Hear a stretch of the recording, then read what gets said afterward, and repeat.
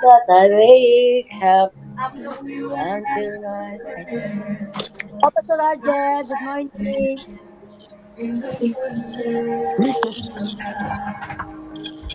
Hello, Pastor Arjel, good morning. You have been faithful. Oh, yes, you have. All my life you have been so even that I am faithful. Oh, I will sing of the goodness of God.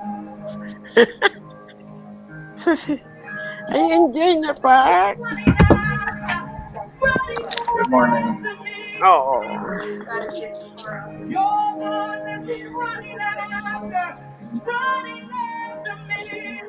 did you enjoy the park? I Yes. surrender now. Oh, yeah. Everything, oh Do you Lord. enjoy Your it? goodness is running after, Uy, running after me. do you enjoy the park? Your goodness is Yeah. oh yeah. Your goodness is running Look at that. Look at them. I told you not to roll. I told you not to roll. Huh? I said no rolling. Jack, no, you have to find the painkiller again. He needs to eat some dinner. No, you're good. Oh, It's, ay, it's bedtime. Sleep it. good night. In my Bible study. Good night. I love you. It's good to be. Every breath that I am made, Oh, oh, to sing of the goodness of God. I wanna sing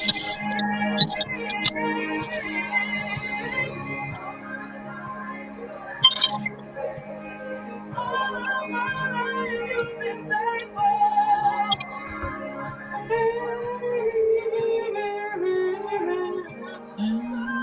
With every breath, I will sing every breath in the that goodness of I will God. sing of the goodness of God. Yes, I will.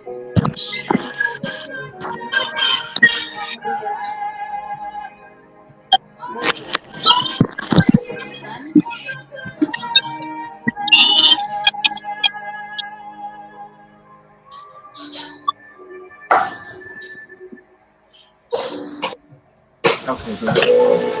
Amen, amen, amen. Goodness of God. Good morning, Pastor Good Alan. Pastor morning. Arjel. Nako, Good na morning. sala ka na kung si Pastor Alan, kung si Pastor Arjel, ha? Pastor Eh, Good morning, pareho ka Sister Leia. gwapo. Pareho ka gwapo. Mas, mas gwapo ako eh. Dali lang ko na lang, Sir Alright. Sheila. Dali lang ko na. Dali lang. Okay. Greetings to each and every one of us, and I would like to Happy New greet Year. a Happy happy, Christmas. prosperous, abundant New Year, a season of grace to all of us here at Voice of Jesus Ministry. Praise God for a new day, a new start, a new beginning to each one of us. Welcome to the season of grace, year of 2025, a season of grace, okay? A year of grace. When we say grace is unmerited favor. Welcome, Sister Elsie. Welcome, Brother Nikolai. Welcome, Sister Leia, Sister Sheila, Sister Yuneda. And sa ating pong lahat, blessed Monday morning.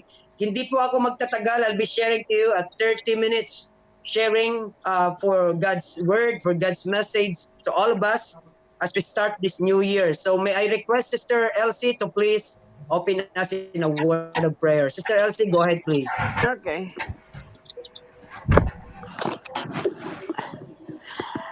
Oh, thank you, Lord Jesus. Oh, hallelujah. Thank you, Holy Lord, Spirit. hallelujah. Thank you, Father, for this tonight, Lord, for day in the Philippines, Lord Jesus. Hallelujah. Oh, thank you, Father. Open our ears, Lord, that we can hear your word, oh Father. Open our heart, Lord Jesus, that we're gonna be receive Yes, your Lord. word, oh Father. Thank you, Lord Jesus, oh Father, for this Thank you, 2025, oh Father, Jesus. Lord, for all Yes, this Lord. blessing for us, oh Lord, blessing, oh Oh, Father, yes, for Yes, yes, everyone. yes, Lord. yes, Lord. Blessing, oh Lord Jesus, in anointing for everyone, oh Lord Jesus, Yes, anointing, Lord. oh Father, Yes, anointing, yes, Yes, Lord Lord. Jesus, Jesus. Pastor Argel, anointing, Lord Jesus, for Sister Yes, Sheila, Lord. for Brother Nikolai, for Sister Yes, Luneda, oh Lord Jesus, oh hallelujah. yes, Thank Lord. you, Holy Spirit, that you're going to be Hallelujah. there for us, oh Lord. Thank you, Holy Oh, Spirit, for rakadosika everything, oh Lord Jesus, that what dadadababasande. you've done for our life, oh Lord. Thank you, Father, Thank you, for Lord. Hallelujah. opening the Hallelujah. doors for us. Thank you, Lord, for going to be open Yes, Lord. Hallelujah. heaven for us, oh Lord Jesus, oh hallelujah. Thank Thank you, you, Mm, Lord. thank Father, you, Lord Lord. Jesus, that you're going to be open, Lord. Uh, Opportunity, oh Lord Jesus, for this Yes, Lord. 2025, oh Lord Jesus, oh hallelujah. Bless us, oh Lord Jesus, give us, oh Lord Jesus, for strength, and give us, oh Lord Jesus, for a good health, oh Lord. Hallelujah. Good health, oh Yes, Father, Lord. that to Hallelujah. continue, oh Lord Jesus, Hallelujah. to be walk with you, to be work, Oh, a lots of rakadosika job, oh Lord dadadade. Jesus, oh hallelujah. Thank you, Father, Lord Jesus, that you're gonna be give us, oh Lord Jesus, freedom, oh Father. Thank you, Father, Lord Yes, Jesus, that Lord. a victory, oh Father, Lord Jesus, oh hallelujah. Yes, Lord. Thank you, Holy Hallelujah. Spirit, for Hallelujah. covering your precious blood for this Bible study, oh Lord. Thank you, Holy Spirit, Yes, that you're always Lord. there for us. And you are that Thank over you, this Jesus. platform, oh Lord Jesus, oh hallelujah. Thank Thank you, you, Holy Lord. Spirit. Thank you, Lord Jesus. We praise you. We glorify your name, oh Lord, oh hallelujah. Yes, In Lord. Hallelujah. Jesus' name, amen. Thank you, Lord Jesus. Amen. Amen. Amen. Amen. Amen. Thank you, Lord. Thank you, Sister Elsie, for that powerful prayer for this 2025. Okay, so praying for Sister Elsie's comfort. Amen. Her father had passed away. He went to the Lord. He went home. Hallelujah. So praying for God's comfort for the family of Sister Elsie and for all the relatives, family, and it's not sad, but that's God's purpose that Sister Elsie cannot go home for his father. But I know and I believe she is already secure in the hands of his Creator, to our Amen. Almighty God. Okay, Amen. praise God. So Thank you, and Lord. then Sister Sheila, welcome home, welcome in the Philippines, and rest assured that God will take care all of our coming and our going. Okay, Amen. so it is good not to start this new year with the Word of God. What God has been saying to us this year, what God has been telling to us this 2025. What is the message of God for you? What is the message of God for His church? What is the message of God for the ministry? We need to have an open ear, a listening ear to the voice of the Lord. According to the book of Revelation, those who have an ear, let him hear what the Spirit says to the Yes. churches. God has, Amen. God has a message. God has a message. I know that this week, if I'm not mistaken, that this is the tonight or tomorrow will be President Trump will be positioning and uupo na sa kanyang pwesto. Ganun ba? So we will pray. We will pray. He's the an American president that only declared that God has created only a male and a female, and that's it. Amen. And that is Yes. biblical, and that's in the Bible. Only President Trump declared that only men and women has been created by God. Other than no. Okay, Amen. so praise the Lord for that powerful word that has been confessing, and that is in the Word of God. And we will stand on that because that is biblical and it is the Word of God. Okay, this morning Mm. we already hear the worship song. We're worshiping the Lord, and we are about entering this new season. Okay, so very simple word that I'm going to share with you because I have a meeting after this. It's in Jeremiah 29:11. 29. I know you are familiar and very familiar verses. We quote unquote this verse. No, anytime we say this verse to the maybe to non-Christian or to the Christians, to the family, we already said this word from Jeremiah 29:11. And ako na lang yung babasa. I want to read to you from the book of Jeremiah 29:11. The word of God says, okay, let's read together. For I know the thoughts that I think toward you, saith the Lord, thoughts of peace and not of evil, to give you an expected end. Okay, that's the word of God.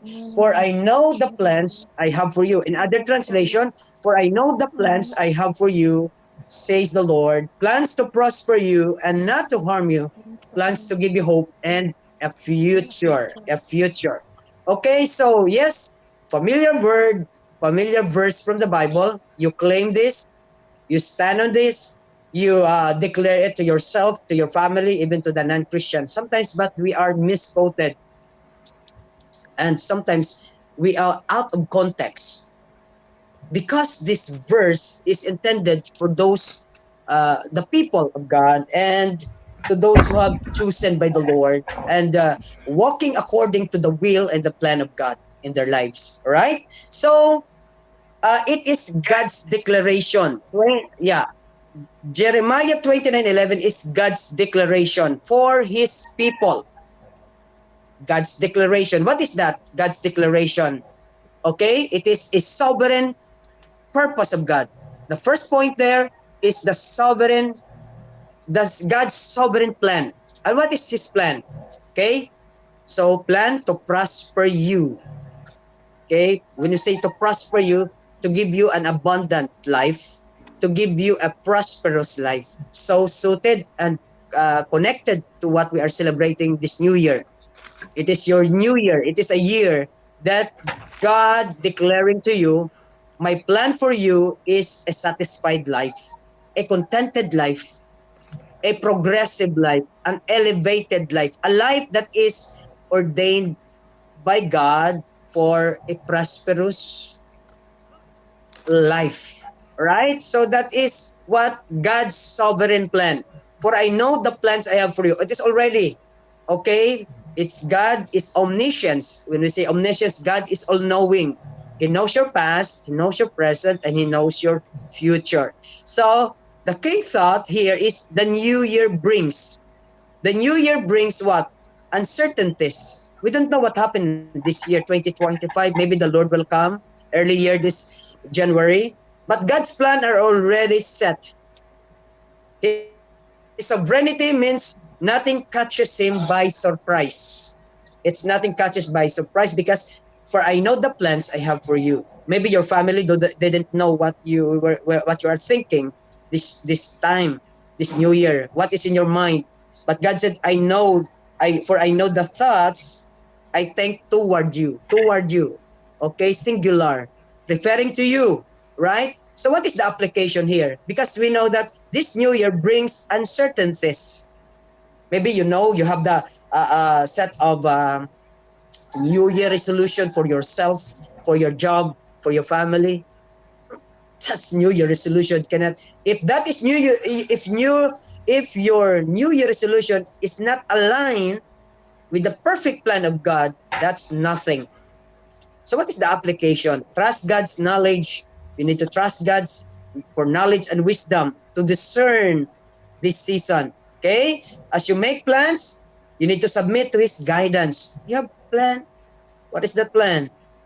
Right? So, in all your ways, according to Proverbs chapter 3, verse 5, trust in the Lord with all your heart and do not depend in your own understanding. You have your understanding, you understand what is the time and the season, the chronos and the kairos of God, the timing of God in your life. You need to what? Acknowledge in all your ways. And He will direct what? He will direct your path.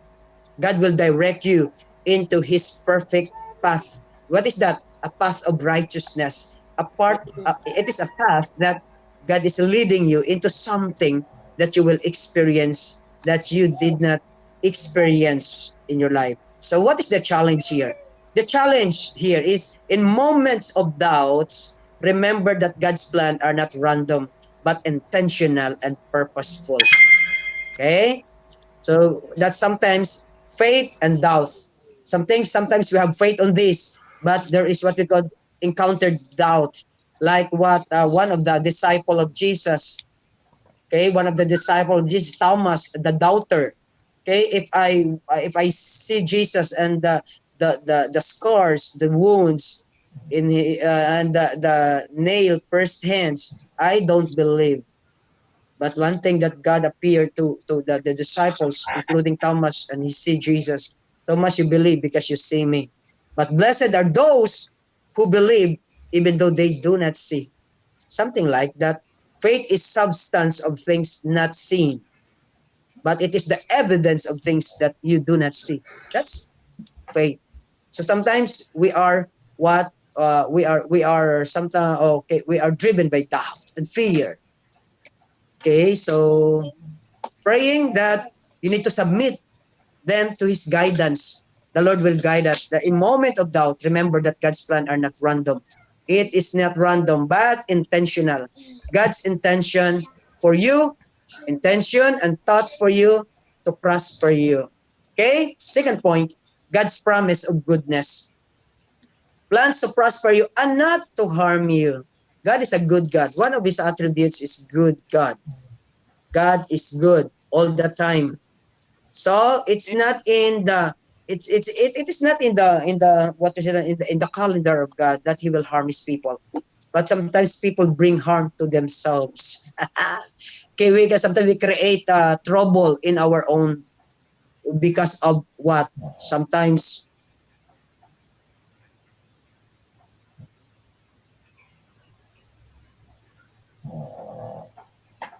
Nadula ka pas. Oo nga, di nadula siya. Ya internet. Mhm.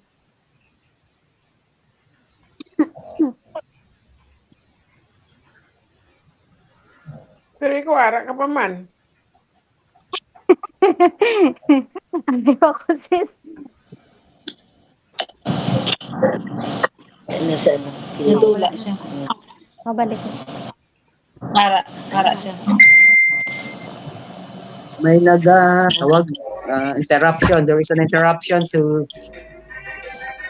yeah, may tumawag kasi sa naputol. Pasensya na po. So we're praise the Lord. Marami tayo kasing appointment pag Monday. So but I prioritize our Bible study. Right? Okay, challenge. Reflection. The challenge is He desires our well-being even when life feels challenging. So yes, this new year will be exciting for us. We don't know. But God holds us, okay, with this good plan. Good plan. What is the application here? Reflect on past years and identify moments where God's goodness sustained you. Remember those good things. How God sustained you, no? How God sustained you. So moments where God's goodness sustained you. Enter the new year with gratitude and faith in His provision. Wow, that's great. Amen. Enter a Amen. new year, the new year with gratitude. What is that? With thanksgiving, with faith, Hallelujah. with His Holy provision. Spirit. Because God never leave you, never forsake you in the past years. And Amen. Thank even you, Lord. today, even this year, the same God, the Yes. same God before, the same God today, and the same God of forever. So I challenge you, when trials come, resist fear and embrace the truth. Embrace the truth that God's purpose is never to harm, but to grow and bless you. Hallelujah. Amen. The truth. Embrace the truth because only the truth will set us free. Point number three, Yes. God's assurance of hope. Plans to prosper you and not to harm you. Plans to give you what? Hope. Hope. Plans to give you hope and future. So, Amen. your Amen. future and hope. Your future may be full of hope. So what are the key thoughts here? The new year is an opportunity to reset your focus Yes. on the hope and future. So we need to reset. Okay, opportunity. Sabi ko nga, reset your life to zero. To zero. Because when there is something, you know, empty things in our lives, God will replace it. God will replace, Amen. right? Even in my preaching yesterday, yung mga refrigerator nyo, yung mga naka-imbak pa dyan mga salad or mga kung ano-ano mga pagkain, labas na yan, empty your refrigerator. Yung mga handa nyo yung 31, dako, nagka-ano-ano pa yan dyan, empty. Even yung mga, the things that you have, you can share that, give them that, okay, release it. And God will replace it something brand new. Amen. Amen? It's a grand new year for us. Kaya nga, huwag tayong maging madamot pagdating sa gawain ng Lord. Release. Release what God wants you to release. Okay? It is my principle, and even one thing natutunan ko sa aking isang kasamang missionary, if you don't empty your pocket, okay, how God replace and fill your pocket. That's his principle as missionary. Pag hindi mo ba na-empty yung pocket mo, paano i-replace the Lord? Okay? Paano mo nalaman that God is your provider and your provision and that He will supply all your needs? Ganon yun. Marami na tayong matutunan in the ministry. Okay? So ganon. So yes, future. Future. When you say future, it's about only God predict that. Marami pong prediction this 2025. Okay? Maraming prediction 2025. But one thing that God predicted, it's not a prediction, but is a what? Declaration. The Bible is full of declaration for your good, for your well-being, for your healing. Kung di kalapit basta ka Bible study, di naman siya dahil mapatunog. Budlay lang yung mga walang pinag-aralan, yung kaisa lang ng gamay lang na simple, little knowledge. Ginatuon nga gid na may pregid ko makahalin di tani. Ginatuon nga gid Bible study patungon. Balik-balik malang na ginapinatukar ya diyo. Yeah, because he know that you have agenda. That's why he do agenda also. May sayad bala do may something that kinala goro nung tawag doon sa mga medical. Kinakana goro kinanglan siyang medical. That's enemy. Gani. Ilang ginatuon yung lang gaano ka tapos birahan niya dahil patukar daw. I will pray God will bless him. God bless him. So this is the challenge that we need to cultivate hope by anchoring yourself in God's word and promises.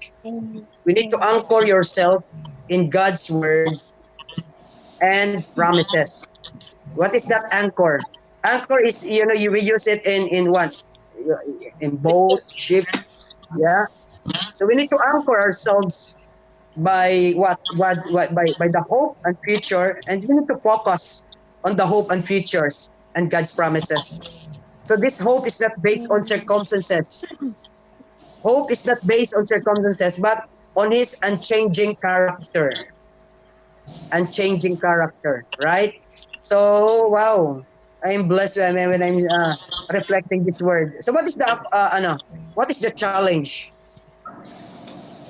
Okay, what is the application I mean? So we need to cultivate hope by anchoring yourself in God's word and promises. Set spiritual goals for the new year. Set spiritual goals for the new year to grow in your relationship with Him. To grow in your relationship with Him. So what is the challenge? Share this hope with others. With others who may feel lost or uncertain about their future. Be a vessel of encouragement in the new year.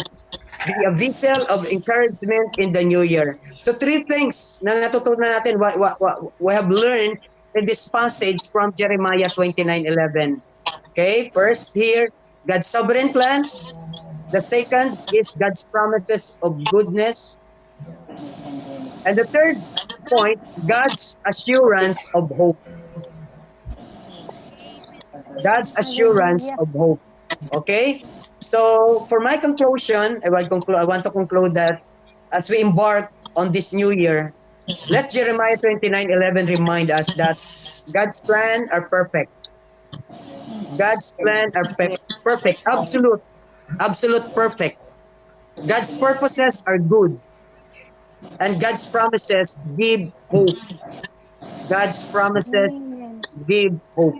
So hope for the future. So we need to trust Him. Walk in faith, embrace the opportunities He places before you, knowing that the best is yet to come in His timing. Amen. Amen. Amen. Uh, Take note on this. The best is yet to come in His timing. In His Amen. timing. Amen. Daniel chapter 2 verse 31, note you, please, if you have that, take the jot down note. Daniel 2:21, chapter 2 verse 21. Daniel Okay, you, 2:21. God's changing the times and the seasons. He removes kings and He raises up others. He removes kings 21. and He raises up others. He gives wisdom to the wise and knowledge to the discerning. He gives wisdom to the wise and knowledge to the discerning. May your new year be full of what? Wisdom and knowledge. The best Amen. is Thank yet you, to Lord. come for you, for your Thank family, you, Lord. for your ministry. Declare to yourself, as I recall what I have said, Jeremiah 29:11 is God's declaration. But the question, what is your declaration in yourself? You can prophesy to yourself, this self, like the dry bones in the book of Ezekiel, the dry bone leaves. When prophet Ezekiel say to the dry bones, life, life, well-being, healing, freedom, abundant, prosperity. That's your declaration this new year. Okay? The best is yet to come in God's timing, in God's perfect plan for your life. May the Lord bless us Amen. all, and may the Lord will guide us into His ways. So let us pray. Amen. Thank you, Lord. Thank you for your plans for our lives. As we enter this new year, help us to trust in your sovereignty. Help us to embrace your goodness, embrace your Yes, Lord. perfect timing, embrace your Yes, perfect Lord. plan, embrace your goodness, embrace your promises, and we embrace Yes, hope Lord. for the future. Bright, Yes, bright future, Lord, and live with hope for the future. Guide our steps, Lord, and lead us Lord. in your perfect will. Lord, as you have been declared, for you know the plans for your people. To each one of us here in this platform, plans for plans to prosper us, plans to prosper us and not to harm us, and plans to give us hope. Yes, Lord. Lord, thank you so much Yes, for being Lord. with us. Lord, it is in this Thank new you, journey, in Jesus. this new season. 2025 will be the year of grace for us, Yes, unmerited favor Lord. for Thank us, you, Lord. that you will Thank you, sustain us, Lord. Lord. Help us, Lord, Thank you, Lord. every day of our lives. Lord, bless Thank you, Lord. all of us here, Lord. Sister Chella, Thank you, Brother Jesus. Nicolai, Sister Elsie, Sister Yes, Leoneda. Lord. Bless their Yes, Lord. families, bless their lives. Use them, Yes, Lord, for your glory, for your glory, O Lord. Use them, O Lord, for the expansion of your kingdom. And to those who are not yet tuning in this morning, remember them, Lord. Remember their needs. Those who have sick brothers, Lord, those who have infirmities, those who have, Lord, in the hospital, Lord, we pray that you lay your hands upon them, Lord. And we speak healing, Lord, to each one of them. Speak healing and release your healing touch upon their lives, Father God. May they will receive, Lord, complete wellness, freedom, healing, Lord, in their bodies, oh God. And to all of us, Lord, and may this season, oh God, we be full of grace and abundance in our lives. Thank you so much for guiding us and leading us, Lord, in all the way that we can experience your loving kindness and goodness in our lives. Thank you, Lord. This we pray in Jesus' name. Amen and amen. Amen. Amen. Amen. Pastor, puno-puno gid ko sang ano ko pas bless bless gid ko subong pas Word. ah Amen. sa three words ng Jeremiah is yung plans ni God, ang hope kag ang ano ganito promise ni Lord. Mm-hmm. Because last year pa isa ka sa mga nakabalo kung ano ang naagyan namon pas nga even though nagambal ko kay Lawrence nga accept the fact na hindi siya makaabot sa filing just because last filing na. So but in our hearts pas naga retain gihapon yung hope sa amon nga malay mo ba magkaroon ng extension yung filing ba. So hindi nadula to pero gin-accept namon para mas magaan sa loob namon nga mabato namon ang ano gani ang circumstances nga ano bala nga hindi na siya maka-file. Pero deep inside, deep in our Yes. hearts, we are hoping na si God gidya ang powerful nga makahimo sang way nga matuman niya ang iya nga ginahandom. So God's perfect time gidya kag grace ni Lord nga nahimuan niya sang way nga maka-extend ang PRC sang ano. And this day as this moment pass tapos na sa file pa sa PRC Subong nag-send na sa akon sang photo nga tapos na sa file. Praise God. Amen. Hallelujah. Amen. Hallelujah. Grabe Praise gid yan. the Praise you, Lord. Lord. Hallelujah. Wala gid sang imposible kung naga-hope ka kay Lord kag Amen. ano ka Amen. nagabangot ka gid sa iya. Thank you, Lord. Thank you, Jesus. Amen. Yes. Amen. Hallelujah. Amen. Praise God for that wonderful testimony, Sister Leoneda. That's God's timing. If we are, Amen. Yeah. patiently waiting for His perfect time, God, He's a way maker. He is way maker. Yes. Where there seems to Yes. be no way, Timing. no hope, but there is hope. Ang Yes. Okay, tapos nakafile na siya. tapos Nakafile na siya. oo. Amen. Ari pag yun, lack of financial kami kay wala gani bisan allowance nila wala. Thank God sang Friday nag-release ang Porpis Pass. Wala, nakaano siya may oo. May ano siya, may ginagamit siya may pang-allowance sa subong kag sa mga manghod niya. Thank you, Lord. Provision kag timing ni Lord. Thank you. Yes. Amen. Amen. Amen. Any testimony of God's goodness before we go? Praise God. Thank you. That's God's that is our God. Kabalugid si Lord mangita may pamagi. God Ako is naman, sovereign and omnipotent. yeah. Amen. So ako naman, Okay. pastor, na successful naman ang amon na family reunion. Das ang ano lang ko last time kay damo wala mga issue, conflict. So far, at peace naman tanan. We were able to talk to each other in kind words kag wala naman mga arguments nga mga dagko but we learn to grow with each other's differences. So we're also guided sa ano ng ano ni Lord sa blessing niya nga tanan na safe and sound man kami nakaabot na kami tanan. So we're Wow. glad na our reunion was a success one. Wow. That's a good testimony, Sister Sheila. So, Praise God. yung God conflict, is something, conflict na ano, yeah, has a purpose for your family. Yeah, ikaw yung gagamitin ni Lord dyan. Okay, some more testimony? Pastor, ako Oh, naman. Sister Sheila. Okay, go ahead. Pastor, maraming salamat sa Panginoon Diyos sa buhay mo na nakarating sa amin ang mensahe ng Panginoon sa connection kay God. Amen. Tatlong bagay po ang nakakuha ko dun sa words mo, sa message mo. Talagang tumitibok ang puso ko sa kaligayahan. Thank you. Yung sinabi mo na reset, i-reset, and then i-restart, and then focus. Amen.